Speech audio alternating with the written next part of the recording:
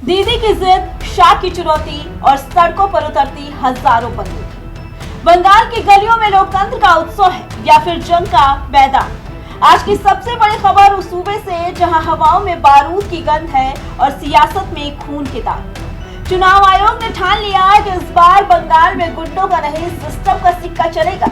2 लाख से ज्यादा जवान, 20 राज्यों की पुलिस और सीधे अयोध्या से बंगाल की ओर कूच करता सीआरपीएफ का वो काफिला, जिसे देखकर उपद्रवियों के पसीने छूट रहे हैं। गृह मंत्री अमित शाह ने साफ कर दिया, इलाज होकर रहेगा।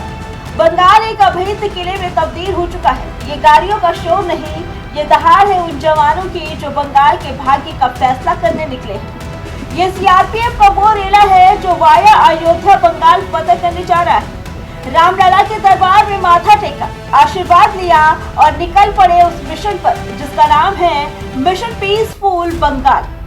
अयोध्या धाम की सड़कों पर जब ये बख्तर गाड़ियां गुजरी तो मंजर ऐसा था मानो कोई बड़ी जंग छिड़ने वाली हो।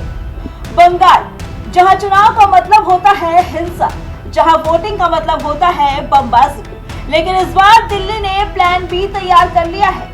ममता दीदी एड़ी चोटी का जोर लगा रही है। बीजेपी के धुरंधर मैदान में ताल ठोक रहे हैं, लेकिन असली पावर गेम तो उन 2 लाख से ज्यादा जवानों के हाथ में है जिन्होंने बंगाल को चारों तरफ से घेर लिया है।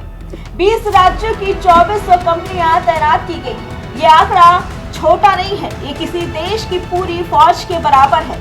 আজকে আমি শুনলাম 200 গাড়ি করে অযোধ্যা দিয়ে উত্তরপ্রদেশ থেকে সিআরপিএফ নিয়ে আসছে আপনাদের উপর হামলা করার জন্য। কেউ ভয় পাবেন না, এটা 15 দিনের ছলনা, 15 দিনের খেলা, 25 দিনের খেলা, তারপরে বুঝবে आखिर क्यों बंगाल को छावनी बनाना पड़ा।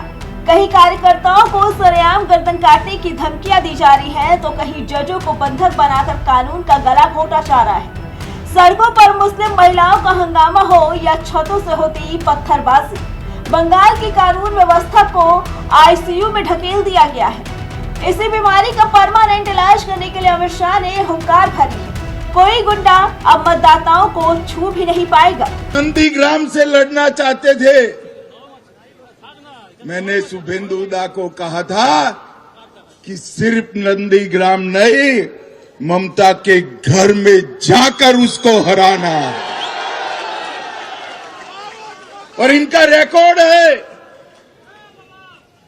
गत चुनाव में ममता बंगाल में सरकार तो बना पाई थी, मगर ममता दीदी नंदीग्राम में शुभेंदु दा के सामने चुनाव हार गई थी। इस बार ममता जी पूरे बंगाल में भी हारेगी और भवानीपुर में भी हारेगी।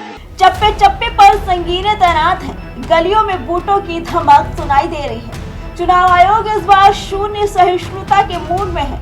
अयोध्या से बंगाल की दूरी लंबी है, लेकिन सीआरपीएफ के इन जवानों का इरादा साफ है।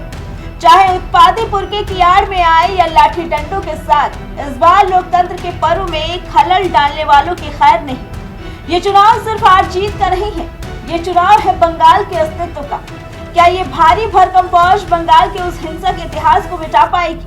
क्या रामलला का आशीर्वाद लेकर निकले ये जवान बंगाल में शांति का कमल खिला पाएंगे?